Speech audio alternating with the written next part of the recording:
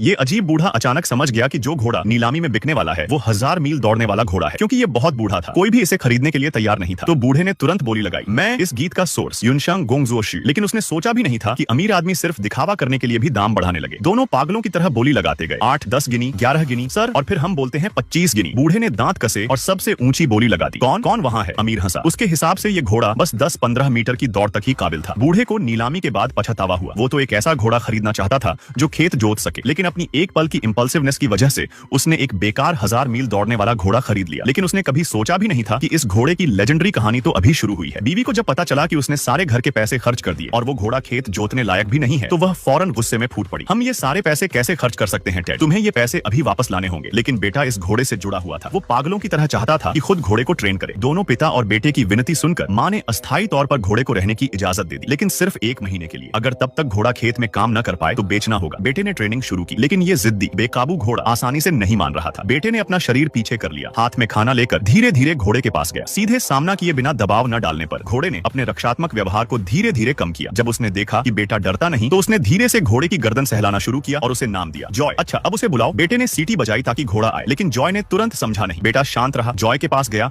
और धीरे से आदेश समझाया। फिर दूर जाकर फिर से सीटी बजाई। इस बार जॉय को समझ में आ गया। सीटी की आवाज सुनते ही जॉय सीधा उसकी ओर दौड़ा। कभी इतना समझदार घोड़ा नहीं देखा। तब से जब भी बेटा सीटी बजाता, जॉय जहां भी हो तुरंत उसके पास आ जाता। यहाँ तक कि अगर वो पेड़ के पीछे छिपा हो, जॉय उसे आसानी से ढूंढ लेता। लेकिन खुशियों का समय बहुत छोटा था। असल में पिछली बार का अमीर आदमी बेटे के घर का जमींदार था। अब किराया लेने का समय आ गया था, लेकिन जॉय खरीदने के कारण उनके पास किराया देने के पैसे नहीं थे। पिता ने वादा किया कि जॉय से दूसरी बंजर जमीन जोतेगा और उसकी पूरी फसल जमींदार को दे दी जाएगी। लेकिन जमींदार अभी भी पिछली शर्मिंदगी नहीं भूला था। अगर फसल के समय भी किराया नहीं चुकाया तो जमींदार घर, जमीन और घोड़े सब वापस ले लेगा। अपमानित महसूस करते हुए पिता जब वह घोड़े के अस्तबल लौटे तो उन्होंने जॉय पर जोर से काठी बांधने की कोशिश की, यहाँ तक कि उन्होंने सैडल तक नहीं लगाया था और घोड़े की संघर्ष में नाक के नीचे गिरने से मामला बिगड़ गया। गुस्से में पिता सीधे बंदूक निकाल लाए। अगर नहीं चला तो ये घोड़ा यहीं खत्म। लेकिन बेटा और कोई रोक नहीं पाया। तुम पहले घर में जाओ, हमारे पास कोई चीज नहीं है। नहीं। तब जाकर पिता ने धीरे धीरे बंदूक नीचे रखी। 4 दिन बाद बेटे ने घोड़े पर काठी अपने गले पर रखकर जॉय को समझाया कि ये सुरक्षित है। फिर धीरे धीरे उसके पास जाकर आसपास विश्वास बनाना शुरू किया।